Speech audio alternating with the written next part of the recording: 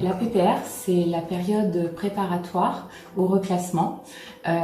C'est une période d'une durée d'1 an qui est automatiquement proposée à tous les fonctionnaires pour lesquels le conseil médical a émis un avis d'inaptitude aux fonctions de leur grade.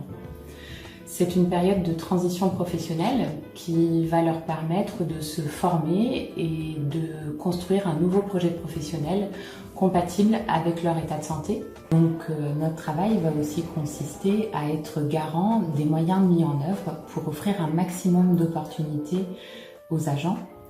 Donc dès qu'un poste vacant, compatible avec la santé de l'agent, va apparaître à la mobilité, on va l'inviter à aller le découvrir, à se questionner et à s'interroger. Par exemple, en ce qui concerne Madame Marsac, nous avons travaillé son projet professionnel d'agent d'accueil des titres d'identité, mais nous avons aussi élargi à des postes comme chargé d'accueil social ou agent de gestion administrative. Notre objectif, c'est vraiment de permettre à la personne de rebondir, que ce soit en interne ou en externe, dans la voie professionnelle qui lui convient le mieux. Alors, je suis Caroline, je suis actuellement en poste à la mairie de Niort depuis le 1er mai au service titre identité. Donc, je suis partie sur une reconversion professionnelle et au mois de janvier 2022, on m'a proposé la PPR, donc le projet professionnel de reclassement. Donc, j'ai dû rencontrer ma conseillère en évolution de carrière. Donc, on a fait des bilans ensemble. Et du coup, elle m'a proposé tout un projet, donc rencontrer les personnes du centre de gestion de Saint-Mexan pour valider ma demande.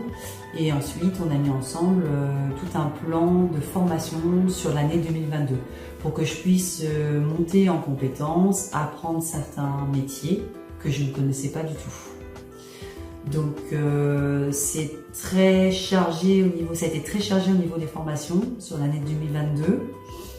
Donc j'ai eu au début beaucoup de stress parce qu'on a 1 an pour se former et pour faire des immersions. Donc au début il y a un peu de stress, mais une fois qu'on est acteur, en fait on doit être tout le temps acteur de cette reconversion. On doit toujours être en action, être curieux, et ne pas hésiter à lui demander des renseignements, aller voir d'autres postes, même si les postes ne correspondaient pas ou si on avait peut-être une petite idée. Il faut vraiment aller sur ce poste en immersion parce qu'on peut être très surpris.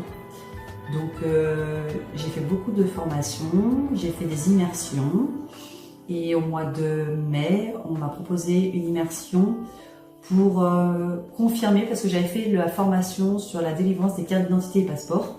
Donc je voulais mettre en pratique ce que j'avais appris en formation et voir comment ça se déroulait dans le service. Donc on a accepté mon immersion au titre d'identité.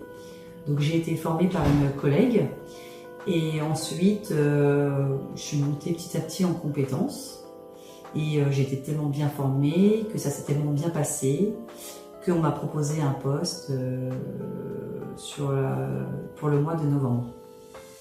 Alors, moi, je peux recommander cette PPR parce que c'est quelque chose de très positif, parce qu'on est libre de faire les formations qu'on souhaite suite à notre projet professionnel. Donc, on a la priorité pour les formations, pour se former. Donc, moi, c'est vrai que je suis partie à Bordeaux, je suis partie à Pau, j'ai beaucoup fait de formations sur Niort, je suis allée à La Rochelle. C'est peut-être beaucoup d'énergie, mais c'est très positif parce que j'ai rencontré énormément de gens.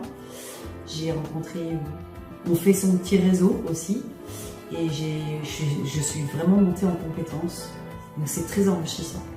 Bonjour, Nathalie Martin, je suis responsable du service titre d'identité et état civil à la ville de Niort. Alors, les clés de la réussite d'un accompagnement d'un agent en PPR, je dirais qu'il y en a plusieurs. La première, c'est qu'il faut préparer les équipes à cette arrivée. Il faut qu'ils soient d'accord, parce que sinon ça ne marchera pas.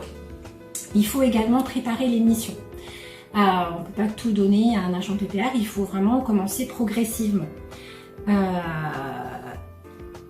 il faut, je pense aussi, nommer un référent au sein de l'équipe ce qui va permettre de rassurer l'agent, le nouvel agent, et qui va avoir quelqu'un sur qui s'appuyer s'il a des questions qui lui arrivent. Bien sûr, l'ensemble de l'équipe doit pouvoir l'accompagner, mais d'avoir un référent au sein de cette équipe, c'est important. Il faut aussi préparer des supports pour que l'agent puisse s'y référer, même s'il va prendre ses propres notes, au moins il y aura des supports aussi pour qu'il puisse avancer. Il faut aussi préparer l'environnement de travail. Il faut qu'il ait son propre bureau, il faut qu'il ait son emplacement pour pouvoir se sentir bien. Et puis aussi, il faut bien sûr le jour J prendre du temps. Alors nous, en tant qu'encadrants, pour le rassurer, lui expliquer les choses, et puis ensuite faire une petite réunion où l'accueil se fait collectivement avec le restant de l'équipe. Alors, les différentes difficultés rencontrées. Alors, je dirais que pour nous, en tant qu'encadrants, la difficulté, c'est qu'il y a énormément d'absences dues aux formations. C'est normal, bien sûr. Mais par contre, quand on accompagne un agent qui revient à l'emploi, ça peut faire beaucoup pour lui, à la fois d'apprendre un nouveau métier, mais aussi de partir en formation. Ça peut le perturber. Voilà, il faut quand même que le collègue soit solide pour pouvoir affronter tout ça.